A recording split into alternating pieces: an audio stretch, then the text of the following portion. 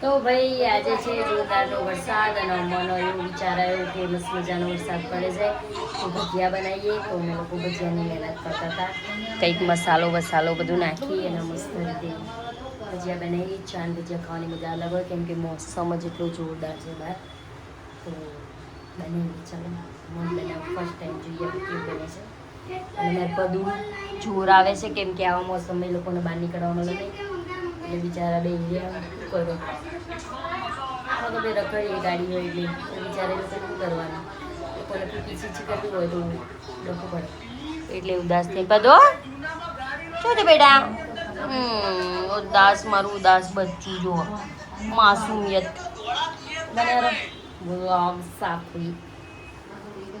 તો ભાઈ આપણે જો તેલ લઈ લીધું, બેટર એન્ડ બટાકા એન્ડ કુક રેડી હેવ બનાવને ખાલી જોઈએ ચમનું બનાવે ચમનું નહીં, બાકી તૈયારી તો ફૂલ છે.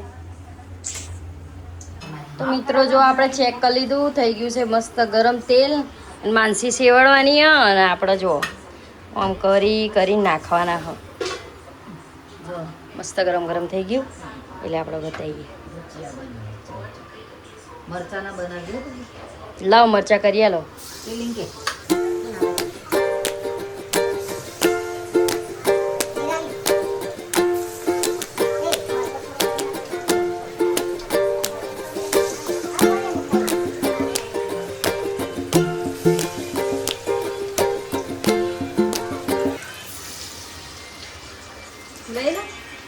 ના ભાઈ ના, હજુ ચડવા દે.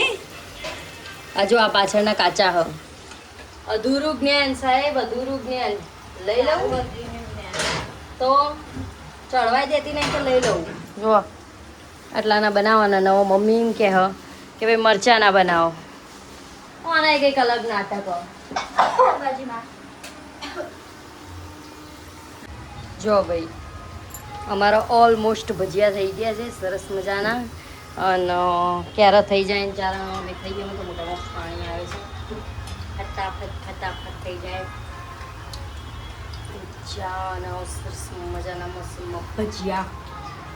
અને ભજીયા ખાવા માટે કેટલી મહેનત કરવી પડે છે ને શાંતિથી બેઠીએ અને જો ખાલી મોસમ પણ નહીં બેસનમાં આપવાનું હતું. બેસનમાં આપવાનું હતું ના મરચાના મમ્મી કે ભજીયા બનાવે છે. આ ભજીયા બને ભાઈ કોકના ઘેરથી લાવવાનું છે.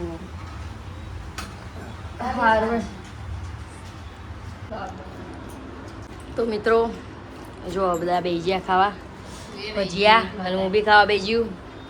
આપણે ખાઈએ મરચાનું ભજીયું બહુ જ તીખું બાપા. મેં કીધું હું એન્ડ પાછી ભૂલી જઈ અડધું ખાઈ જઈને પછી યાદ આવ્યું એટલા માટે.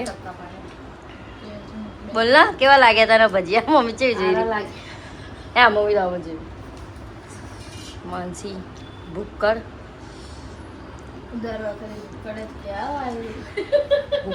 ભૂક્કડ જ કહેવાય. અને આવું કે ખબર કે હું તેલ હલકું કરું. જો આ તેલ જેટલું બધું હોય જો મેં એક ભજીયામાંથી કેટલું તેલ માનસીને બનાવતા આવડતું નહીં. અને માનસીને પ્રોપર બનાવતા આવડતું નહીં અને એરિયા એમ કે મને બધું બનાવતા આવડે છે.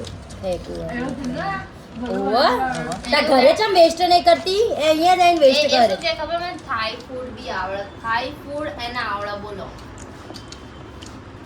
આટલું તો જૂઠું ના બોલો યાર. बाल मस्त मजा मौसम है और यहाँ पे चल रहा है सरस मजा का माहौल. सरस मजा की फाड़ी और ये फाड़ी यहाँ पर खाइए भजिયું विथ चाय.